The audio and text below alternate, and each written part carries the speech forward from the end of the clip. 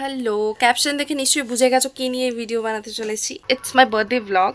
তো চলো আজকে কি করবো না করবো সবই তোমাদের সঙ্গে শেয়ার করবো। আরোহী রিসেন্টলি প্রচুর পরিমাণে ঠান্ডা লেগেছিল, বুকে বসে গিয়েছিল, ডক্টর নিবুলাইজার দিয়েছে। সো প্রথমেই ওকে আগে নিবুলাইজ করে নেবো। এর আগেও চান টান হয়ে গেছে, খাওয়া দাওয়া হয়ে গেছে, আমি ব্লগ স্টার্ট করতে পারিনি, তখন এত শরীর খারাপ লাগছিল।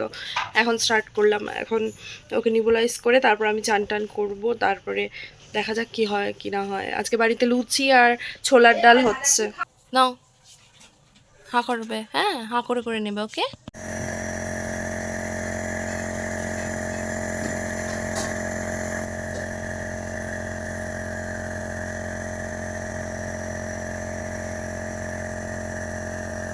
বেশি ঠুকাঠুকি করে না বাবা। জোরে জোরে টানো, জোরে জোরে টানো। তুমি একা একাই সব পারো? আচ্ছা। লাঞ্চের কিছুক্ষণ আগে থেকে আমার খুব শরীর খারাপ করছিল, তাই লাঞ্চের ক্লিপটা নেওয়া হয়নি। ওই যে বলেছিলাম লুচি ছোলার ডাল, অষ্টমী বলে কথা। সন্ধেবেলা লাখ শরীর খারাপ থাকা সত্ত্বেও ওর বাবা জোর করে আমাকে বের করলো। সত্যি বলতে গেলে এত শরীর খারাপ লাগছিল, বেরোতে ইচ্ছাই করছিল না, কিন্তু ওর বাবার জোরের সামনে আমাকে হার মানতেই হলো। আর তাই সেজে গুজে সবাই মিলে বেরিয়ে পড়লাম ঠাকুর দেখতে। বাসে করে সোজা চলে গেলাম দমদম পার্ক। সাবওয়ে দেখেই বোঝা যাচ্ছিল বেশ ভিড় হবে। আর দমদম পার্কের এই ঠাকুরটা আমরা প্রতিবারই দেখি, কিন্তু নাম জানি না ঠিক করে। প্রতি বছর এই জন্তু জানোয়ার নিয়ে বেশ দারুণ দারুণ থিম করে। এই বছর শোকেস করেছিল মোবাইল কি করে পাখি খেয়ে হার্ম করে।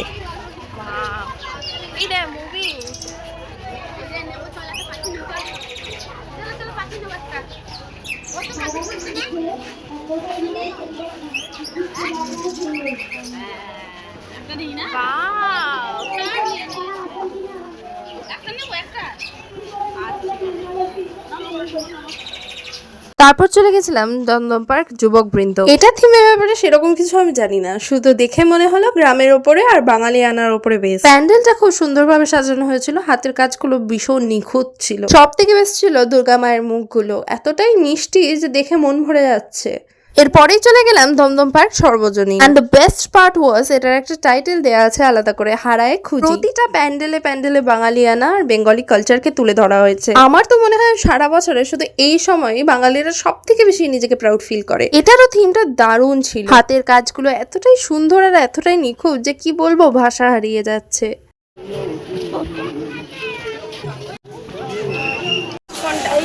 তরুণ দল। এরপর আমরা চলে গেলাম দমদম পার্ক তরুণ দল। এই প্যান্ডেলটার বাইরের থেকে ভিতরের দিকটা আরো বেশি সুন্দর। আমি যতদূর দেখে বুঝলাম থিমটা বোধ হয় মা দুর্গা ত্রিনয়নের ওপরেই ছিল। অবশ্যই তাতে বাঙালি ও বাঙালিয়ানার ছোঁয়া ছিল, কিন্তু বলতেই হবে অল ওভার ওয়ার্কটা দারুণ হয়েছে। বিভৎস ভিড়ের মধ্যে জাস্ট কিছু সেকেন্ডস এর মধ্যেই দেখে বেরিয়ে আসতে হয়েছিল। আর এই ত্রিনয়নটা দেখো কত সুন্দর দেখাচ্ছে মাথার ওপরে। সব থেকে বেশি ইউনিক কিন্তু মা দুর্গার মূর্তিটাই ছিল, মনে হচ্ছিল যেন কোনো রিয়েল ফসল। তরুণদল থেকে বেরিয়ে এই একটা ছোট্ট বেলা বসেছিল, সেখানে এই গাড়িগুলো ছিল আর আমার মেয়ে বললো বসবে, তাই বসিয়ে দিলাম। এমনিতেও বেরোলেও কোনোদিন কখনো কোনো জেদ করে না যে এটা করব এটা নেব, এখনো পর্যন্ত। এবার পরে গিয়ে জানি না কি হবে। সেদিন প্রথম নিজে থেকে ইন্টারেস্ট দেখিয়েছিল বলে আমরা খুব এক্সাইটেড হয়ে গিয়েছিলাম।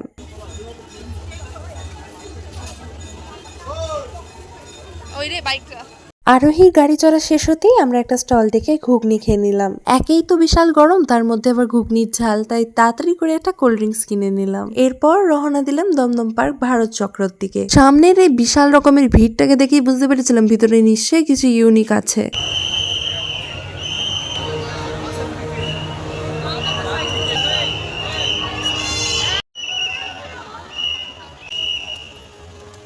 প্রায় আধ ঘন্টার উপরে লাইন দিয়ে ঠাকুর দেখা। নেক্সট আমরা চলে গেলাম দমদম পার্ক তরুণ সংঘ। বিভৎস লাইন, প্রচুর গরম, তবে পাশের ভিআইপি লাইনটা দেখে বিশাল এন্টারটেনমেন্ট হচ্ছিল, প্রচুর হাসি পাচ্ছিল। লোকজন একেবারে পোকার মতো কিলবিল করছিল। ভিআইপি লাইনেও যদি গুঁতো খেতে হয় তাহলে ভিআইপি টিকিটের জন্য এত টাকা খরচা করে কি লাভ বলুন তো।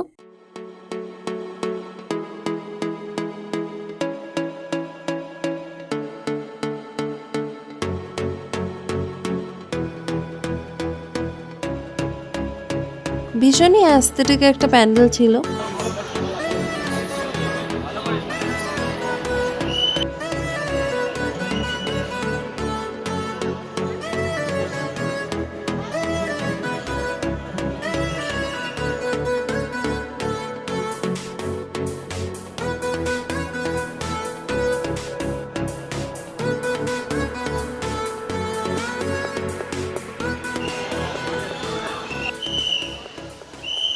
এই এত ভিড় আর ঠেলাঠেলির মাঝে আমার পেয়ে গেছিল খুব জোর খিদে। একটা ছোট স্টল থেকে 80 টাকার চিজি সুইট কর্ন নিলাম। সেটা খেতে খেতেই আবার টোটোয় উঠে পড়লাম, কারণ আমরা বাড়ি যাব করছিলাম। বাড়ি যেতে গেলে তো বাসে উঠতে হবে, আর বাসে উঠতে গেলে অনেকটা হেঁটে যেতে হবে। টোটো থেকে নেমে আইরানির জেদ, সে একা একাই হাঁটবে। আস্তে আস্তে আস্তে আস্তে। এই চুটকি চুটকি। এতটা হেঁটে হেঁটে আসতে হলো, সেই দমদম পার্ক থেকে এতটা হেঁটে হেঁটে আসা। কেষ্টপুরি এসে গেছে। এখান থেকে বাস ধরা যাবে, তার আগে ব্যারিকেড করা আছে, ওখান থেকে বাস ধরা যাবে না। চাই তুমি যেখানেই যাও আর যতই কষ্ট পাও, তোমাকে ঘুরে ঘুরে হেঁটে হেঁটে কেষ্টপুরি আসতে হবে। আমরা বাস ধরবো না, আমরা এরপরে কেষ্টপুরের দুটো ঠাকুর আছে, দুটো ঠাকুর দেখবো, তারপরে আমরা বাস ধরে বাড়ি যাবো। আজকে আমার বার্থডে তো, ট্রিট দেবে না? কিছু খাওয়াবে না? ট্রিট দেওয়া খাওয়ানো সব হয়ে গেছে না, এখনো বাকি আছে। মোমো বলেছি, আইসক্রিম বলেছি, সবই বাকি রয়েছে। মিথ্যা কথাটা বলে দিল। বার্থডে গিফট দেয়া হয়ে গেছে, ট্রিট দেয়া হয়নি। আধ ঘন্টা লম্বা লাইন দেওয়ার পরে ভিড়ের ঠেলা খেতে খেতে ঢুকে পড়লাম কেষ্টপুরের এই প্রফুল্ল কাননের এই প্যান্ডেলে।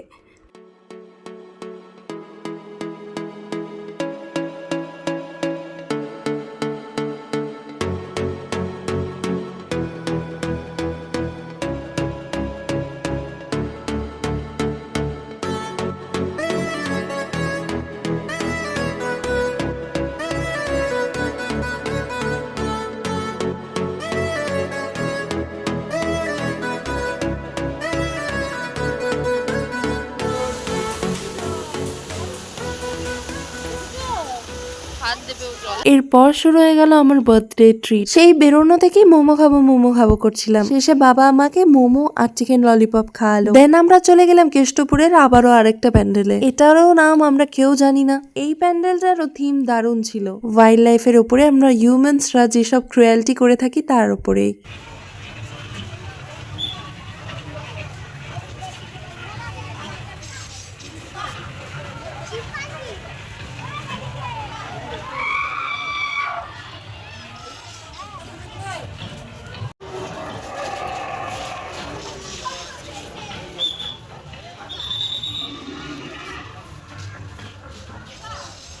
এতগুলো ঠাকুর দেখতে দেখতে আমরা হাঁপিয়ে গেছিলাম, তাই বাবা আমাদেরকে রিক্সায় তুলে দিয়েছিল। আমি, মা আর পুচকে আগে চলে এসেছিলাম, তাই আমাদেরকে বাইরে অনেকক্ষণই ওয়েট করতে হয়েছে। বাড়ি ফিরে এত ক্লান্ত লাগছিল যে শুয়েই পড়েছিলাম। তারপর আমার মনে পড়লো যে বার্থডে ব্লগে তোমাদের কিন্তু আমার বার্থডে গিফট গুলোই দেখানো হয়নি। চলো তাড়াতাড়ি করে তোমাদেরকে দেখিয়ে দিই। এই বছর আমার বড়মশাই অনেক কিছুই গিফট করেছিল। এই ছোট হারটাও সেই গিফট করেছিল, আর এই লাল শাড়িটা আমাকে বাবা মা মানে আমার শ্বশুর শাশুড়ি দিয়েছেন। এই পিকচারে পড়ে থাকা এই ঘড়িটাও আমার বড়মশাই আমাকে দিয়েছেন। ফাইনালি ঘোরাফেরা শেষ করে 11:15টার সময় বাড়ি ঢুকলাম। বার্থডে সবে শেষ হলো, প্রচুর ঘোরাফেরা, কেনাকাটি, গিফট পাওয়া হলো।